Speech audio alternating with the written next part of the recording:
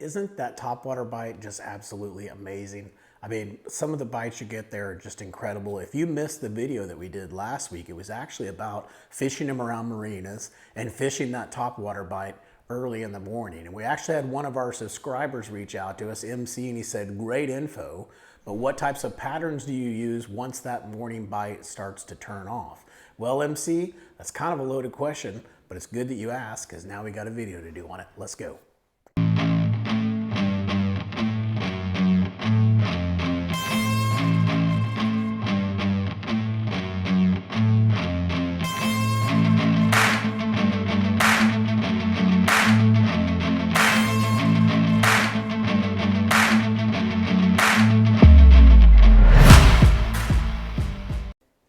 So what pattern am I using once that morning bite is over? Well, the truth is the morning bite's never really completely over.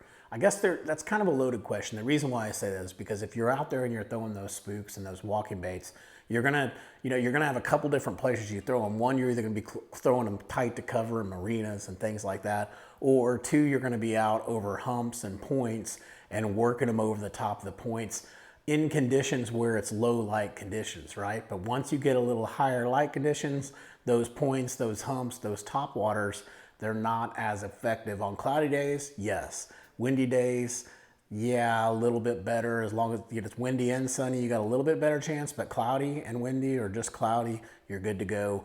But other than that, if you're just using top water and you're fishing close to cover and everything else, that bite is something that you can do all day long. It's a total myth that you can't throw topwaters in the middle of the day and catch fish. That is a total myth. It is not true. I can prove it to you. I can take you out when it's 110 degrees outside, take you up shallow, throw some topwaters, and I can get you on some fish at some point in time. And the reason why I can do that is because there's one key reason and one thing that you absolutely need to focus on, and that is shade.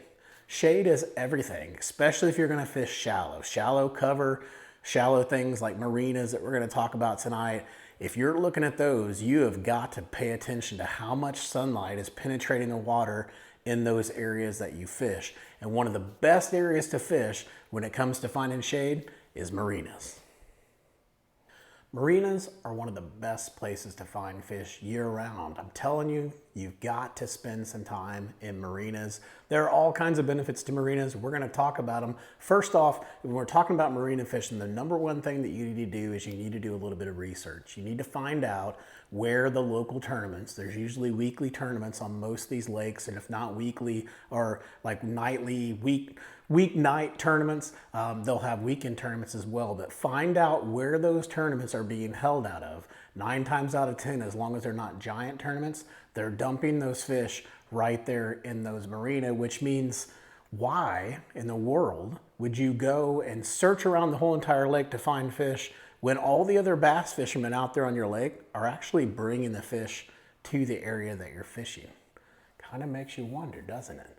Man, it's really crazy. I'm always surprised at how people don't fish around marinas. And I hear about it all the time from the people that are in the marinas, don't fish around my marina, blah, blah, blah. Ignore that nonsense. They were the ones that put the cover on the water for you to fish around, so that's their problem. Just go do it and be respectful, like I said all the time. Always be respectful when you're fishing around these marinas and have fun, man. You have the right to fish there, so go have fun and go do it. Let's talk about some of the benefits, though, that you have in marinas and why marinas are so good. Why? I mean, I ask myself, I'm like, why are marinas so awesome? Well, number one, they got plenty of shade. And as I just mentioned before, it's all about the shade this time of year. You've got to find the shade. You got to get out of the sunlight, and marinas provide plenty of that. So you have plenty of shade. What else do you have? Well, you got tons of cover above, like the floating docks and things like that, but you also have tons of cover below too. Marinas always have some kind of debris or something that is down below the surface. In the stalls, you'll find people where they put brush piles there. You'll find concrete debris. You'll find old rock piles. You will find crazy stuff if you just scan around the marinas. Those are good places to find fish as well, right? The other thing is, think about all the different types of species that spawn in the marinas. I think about our marinas, and bass definitely spawn in there.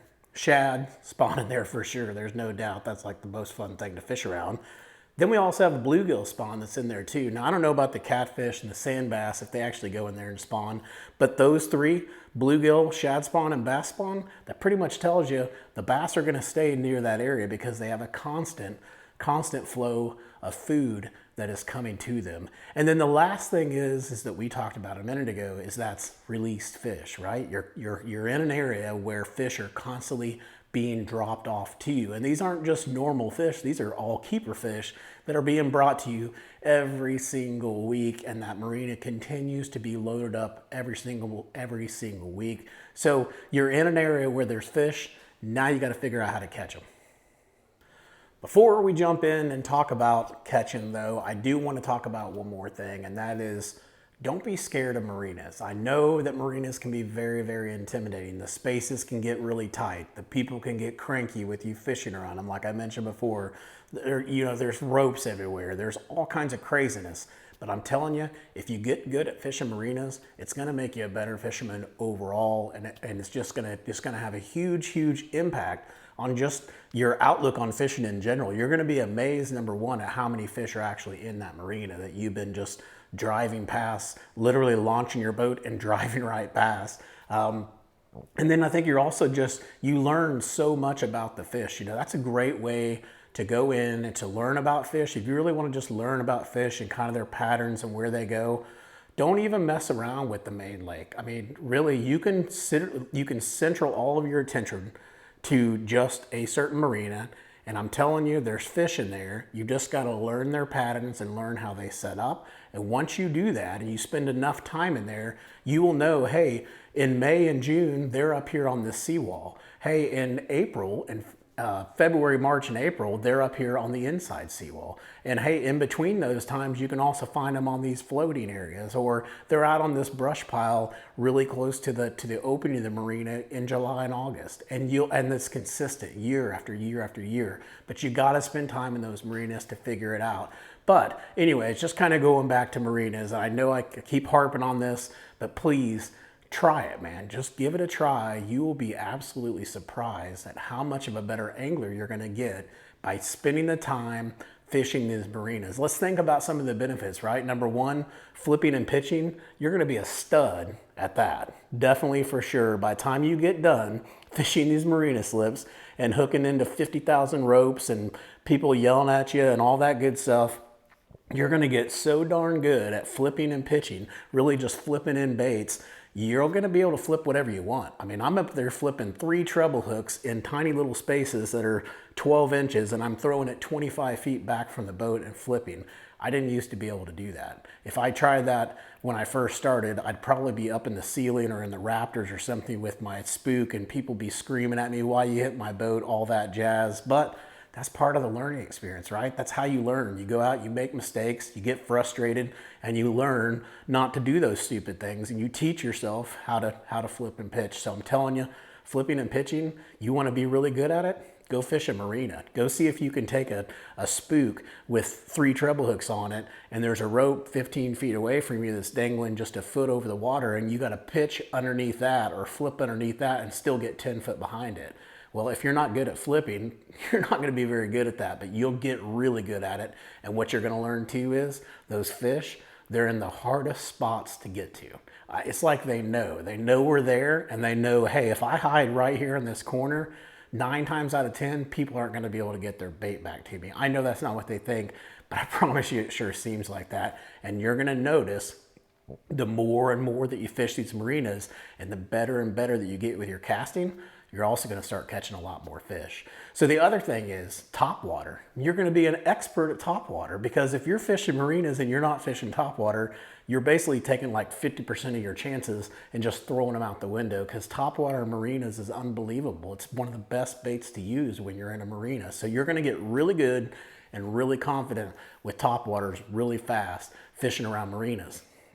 The other thing is offshore, and you're like, offshore? Why the heck would marinas make me good at offshore? Because it allows you to get into an area that's typically very wind protected, right? So you're not getting blown around everywhere. You've got offshore type stuff there. Sometimes you'll have points and things inside of marinas, but for the most part, you're looking at brush piles and debris piles and rock piles and things like that. But what do you do when you go offshore? You're scanning around, you're looking for rock piles, debris, and brush piles. Well, same thing in the marina.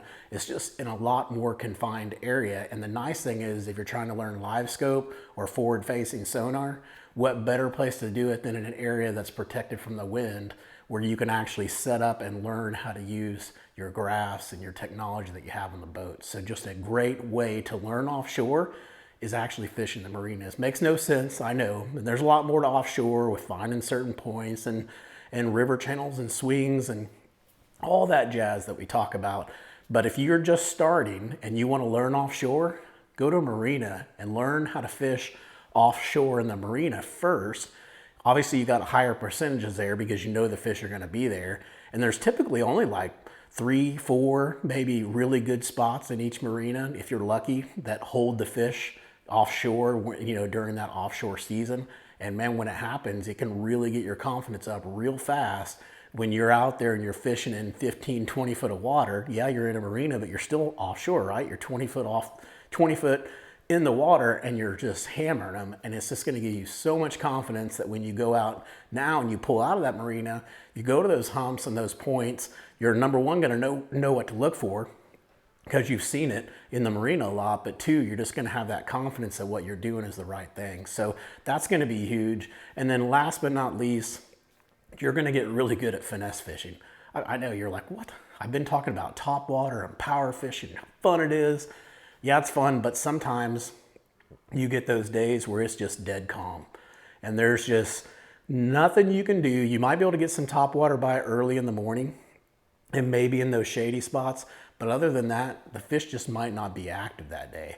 Well, you can still catch them. You just got to learn how to finesse fish. And so you're going to get really good at finesse fishing with shaky heads, wacky worms, and things like that. So think about that. I mean, if we look back at it, all the benefits that you could get just by starting your fishing in a marina, or if you're an existing fisherman, you want to get better, pulling back and just focusing on marina. Well, number one, flipping and pitching, right? You're going to get really, really good at that. You're going to get good at offshore fishing. So that's going to be huge. That's going to be, when I mean offshore, like forward facing sonar and just side scanning and all that. You're going to get really, really good at that. You're going to get really good at finesse fishing. And then last but not least, I think it was the second one we talked about, you're going to get really good at topwater too.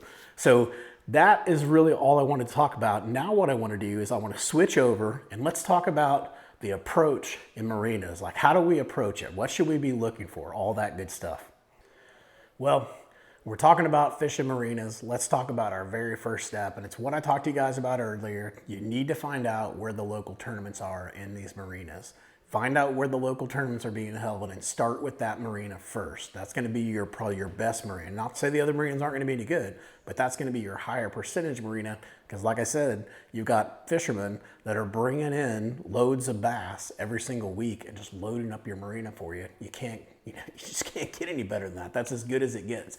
Obviously, when we're talking about this marina and how to approach the marina, if you're getting there early in the morning and it's 5:30 in the morning, don't do this. Just go fish your top water until that sunlight comes up, and then once it does, kind of follow this pattern. So first step is going to be go through your marina and mark on your graph. You're going to go up and down, right? Up and down each one of the lifts. I know it sounds crazy, but if you want to catch fish, you got to take the time to try and find them and really set up a good plan of attack to go fish them. Just going out and randomly fishing, yes, you can catch fish, but I'm telling you, it's all about efficiency if you really want to get to be really good at fishing. So what we're going to do is we're going to go down up and down each and every row, and we're looking for submerged boat lifts.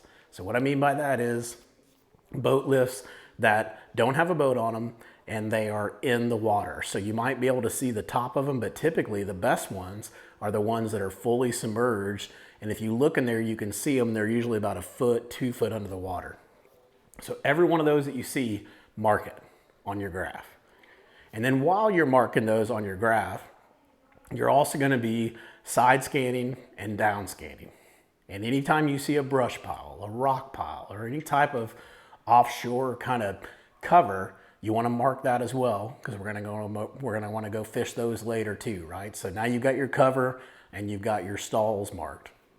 The last thing you're going to want to do is you're going to want to pay really close attention when you're going up and down these rows to how much room you have to fish. So do you have a 2 foot between the boat and the actual stall itself, or is it really, really tight marina where you only have about 6 inches? So if you're just now starting and that marina's got all those slips where those boats are like this, and you have to cast in that little 4 or 5 inch little window in order to catch fish, you might not want to start there, right? Start on the bigger ones where the giant boats are. They typically have more space on the sides of them, and you can get better at flipping and pitching and all that stuff before you move into those skinnier stalls. But the skinnier stalls have fish in them that don't get fished for as much because people are scared of those stalls. So remember that. Don't lose track of that. All right, so now we've talked about the stalls. We went out there, we're gonna mark the submerged boat lifts, right? We're gonna pay attention to the width of the stalls that you can fish in. So you make sure that you're gonna fish in the areas that you know you can fish in. So if you get in that area where it's super tight and you don't feel comfortable there, don't waste your time scanning around and all that jazz for other things other than submerged boat lifts, because you're not going to fish there. It's too tight for you. So anyways, just think about all these things when you're doing it. And when you're doing it, you're building up a plan, right? We're building up a plan that we're getting ready to fish. So we're going to hit the submerged boat lifts. We're going to look for brush piles, rock piles, debris, and stuff like that. You're also going to go, and when you're scanning for those brush piles and debris and stuff, you're also going to go get around the sea walls in the marina. So the very outside walls, you're going to want to scan those pretty good and see if you see any life on those. If you do, obviously that's another pattern that we can run as well. So now you've got the submerged lifts done. You figured out the width. The only other thing that you need to check is the shade. So find out which one of those stalls or which rows of stalls are the best stalls that have the most shade, and start on those first. Fish the shadiest ones first, and then if you don't catch anything, you'll kind of work your way back, but really you're going to fish the shade as much as possible. If you're not fishing the shade, you probably shouldn't be fishing it unless you're fishing offshore. So now let's go in and let's jump in and let's talk about how we're going to hit each one of those spots that you just marked. We've broken down the marina. It's time to go fishing. Let's just start as if we just rolled in the morning. Maybe we did some pre-scouting and things like that the days before, so we know where the brush piles and rock piles are. We know where the submerged lifts are. We're good to go. We got a good plan. So we roll in there, right? Roll in there, 5:30 a.m. We're ready to go. We got our spooks on. We got our walking baits on. That's the first thing you're going to do. Now, obviously, when you go in there, depending on if shad spawn is happening during that time frame, which I think it's almost over, but if it's happening during that time frame, you're going to see it on the bottom of the floats, just like we talked about in the previous video. Just go fish around pretty much anything you want with a topwater, and you're probably going to have some success early in the morning, especially if that shad spawn's going on. Go anywhere you see that shad flickering and you're going to catch some fish. Now eventually the sun's going to come up and that shad spawn's going to kind of die down, but like I mentioned earlier in my comments, that does not mean that the topwater bite is over. That just means that aggressive topwater bite is over. You still got a topwater bite there. So what I would do is I would just really start focusing on, you're gonna know, because when the shad spawn cuts off is usually when the sunlight has came up. So it's almost like perfect timing every single time, unless it's cloudy. So if the sun has came up now you immediately know I've really got to focus on those shady areas. And so you're going to focus on those shady areas with those topwaters. What kind of topwaters am I going to throw? I talked about in the last video, but spooks, any type of walking bait that you have out there. I typically go with a bone or a white color when I'm working those baits in the morning. Then we're going to switch over. Maybe I'm tired of throwing topwater. Maybe they're not biting topwater. Well, no problem, because we've got a second option, because we just went in and we marked all of those submerged boat lifts, and hopefully you found some. I don't think I've ever gone into marina and not found any, but I've definitely gone into marina and found few, and then gone into other marinas and found a ton of them. So it really just depends on which marina you're in. But what you're going to do now is you're going to go out. Number one, sorry Rick, but you're going to have to go out and buy you some Megadrafts. So the best Megadraft, I think, is going to be the pearl color, and I usually just throw the little 6-inch Megadraft in the pearl color or the brown color. Both of those work very, very well for me. I've got the link in the description below for you. You can go out, pick them up on Omnia Fishing, help out our channel, and just catch some hammers. So you go with the 6-inch Megadraft, and really what you're gonna do is you're gonna go to all those stalls that you marked with those submerged lifts, and you're gonna throw the Megadraft in there. Make sure you get it all the way to the back of the stall, and then you just slow roll it out. Basically, you're just hovering right over the top of that lift. I'm telling you, you will catch some giants doing this. They will, a lot of times, they'll either hit it on your first cast, and if they don't hit on the first cast, you may actually see some followers. So you may cast it in there, and all of a sudden you're gonna get super excited because you look down and there's a 4-pounder just nose up right on your bait, you know, follow it all the way out.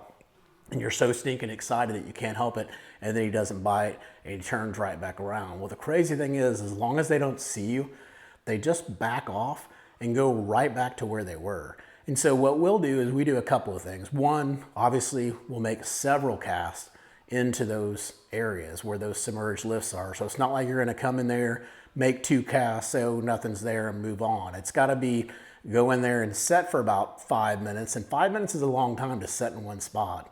Set there for about 5, maybe even 10 minutes, and cast several casts all around that submerged lift. Now what we'll do to help increase our percentages is we'll go in there, maybe throw the Megadraft 2 or 3 casts, and then switch over and throw the walking bait and walk it over the top of it. And then follow that up with the Megadraft, and then follow that up with the walking bait. A lot of times just having that change will eventually, I think it eventually just frustrates them so much they're like, oh, screw it, I'm just gonna eat it. And then they finally eat it and you're like, thank you. So anyways, switch it up with those spooks and those walking baits with that Megadraft. And I think it's gonna give you guys a lot more success. Let's talk about the next pattern. So we've gone in, we've hit them with the Topwater, right? We've went to the submerged lifts, we caught some on some Megadrafts, maybe a few more on Topwaters as well. And now you're like, what else can I do? This is super fun. Well, you're still not done. There's still a lot of other things that you can do. And we're not even gonna be able to cover them all in this video because I didn't realize it was gonna take this long. But next thing I would do is remember all those shady stalls that you were paying attention to. You were really paying attention to the shady stalls. Those shady stalls are probably still there, or they could be different stalls now that are shady stalls. Go back and fish those stalls, and instead of throwing a topwater, throw a spinnerbait. Spinnerbaits are magical, magical, magical, magical lures around marinas. So I'll put some links out here for some descriptions for spinnerbaits. The one you see on here is just a double willow spinnerbait. I love to just get a regular spinnerbait, put a trailer hook on it, and just go to town. Just cast it in every single little shady spot that I can find. You will be surprised at the giants you can catch doing this as well. Now, if you're new to fishing, just take the trailer hook off. So you just have one single hook, and that is a great way to learn how to work around the stalls and things like that, because you're just throwing a spinnerbait, no trailer or anything, just straight out of the package, tie it on, and start tossing it around. And you will get really good at that. Once you get good at getting the feel for that spinnerbait, then tie on a trailer hook. Now all of a sudden your catch rates increase by 20% because those short strikes you're not going to catch. So you're going to have to start having a lot more fun. You've gotten used to 2 hooks. Now maybe move up to those topwaters where you got double trebles, triple trebles, stuff like that. So spinnerbaits, spinnerbaits, spinnerbaits is going to be the next thing that I would do after I fish those submerged lifts. So we finally made it to the end, right? We went and we've hit the submerged lifts. We've done the spinner baits. We've done the topwater baits. What else can we do? Well, there's actually still a ton of other things you can do, but let's talk about the things that I think are really gonna help put you on some really good fish and really just put you on fish in general. Next thing, you're gonna kind of laugh, but I go from the extreme of throwing topwaters and 6-inch swim baits and all that stuff to immediately not going in between, but dropping all the way down to the finesse side. And it's just my preference. I'm not saying that that's what you need to do every single time or that other things won't work, like jigs. I've definitely caught plenty of them with jigs and stuff like that, and spoons. You can do that. But for me, my success is usually either total power fishing and just hammering down, or slowing way down, like going the total opposite, going super slow and fishing the finesse stuff. Now, even though I'm going slow and I'm fishing finesse, I have to admit my better days have typically came on that finesse side. Now I've caught a lot of fish on top waters, a lot of big fish as well, but I've caught even bigger fish on finesse stuff. It's strange, I don't understand it. People are always like bigger bait, bigger fish. Yeah, it's true sometimes when you got that big jig and you catch a big fish, but I've also caught some donkeys on stupid stuff that's really, really small. And one of those things is a shaky head. You guys know I am a firm believer in the shaky head. And one of the best ways to catch fish in the marinas is to throw that shaky head around. I prefer the 1/8 ounce or the 1/4 ounce shaky head. Really, I'm gonna throw the 1/8 ounce when I'm up around the stalls, and then I'm gonna throw the 1/4 ounce when I'm out around the seawalls. Now on the seawalls, the reason why is on the seawalls, I'm basically fishing the rock and stuff that's at the bottom of the seawalls. Whereas when I'm fishing the stalls, I'm more or less fishing for suspended fish. So most of my bites are gonna come on the fall. So I want that slower fall so that they'll bite it. As far as worms go, pretty simple, man. Any type of Zoom trick worm that's out there, just go get it. It's good. Watermelon's good. Black and blue, black is good. You know, black with red fleck. There's all kinds of different options. I'll put some options here on the screen for you. Again, make sure to go out, check out Omnia Fishing, buy those worms from them, and it will help me. So please go do that for me. And then also, when we get into the bigger shaky heads, like the 1/4 ounce, those Magnum finesse worms are the bomb. They're just flat out the bomb. And the other thing, last but not least, and you guys have heard me talk about this because I talk about it all the time, but those Zoom baby brush hogs are just dynamite. If you just go get some Zoom baby brush hogs, some Zoom trick worms, some Zoom mag worms, you get those 3 things, that's really the only soft plastics that you need when it comes to shaky head fishing, because I'm telling you, those 3 right there will catch you a ton of fish. So shaky heads, right? Shaky heads would be my next thing. And the same type thing, I'm either gonna be fishing it, if I'm in the sunlight, I'm gonna be out there fishing those rock piles and debris and stuff like that we found. But more than likely, and more times than not, I'm gonna start doing the same thing that we just went through, fishing those shady areas, pitching that shaky head back into that corner and letting it fall right down the corner, or finding some kind of post where I can let it fall right beside the post. Those are the types of things that I'd be looking for with that shaky head. Also, another thing that's very, very effective around the marinas is the wacky worm. Why? Because it has that really slow fall. And a lot of these marinas are floating marinas, meaning they're not permanent right there. They can move around. And so the floats only go 2 or 3 feet under the water maximum. And really the fish set either right below the float or right beside the float. And so you're really fishing that top of that water column for the most part when you're fishing those stalls. So the wacky worm is perfect because its slow fall just keeps it right there in the strike zone a ton, and it's a great way to catch fish for sure.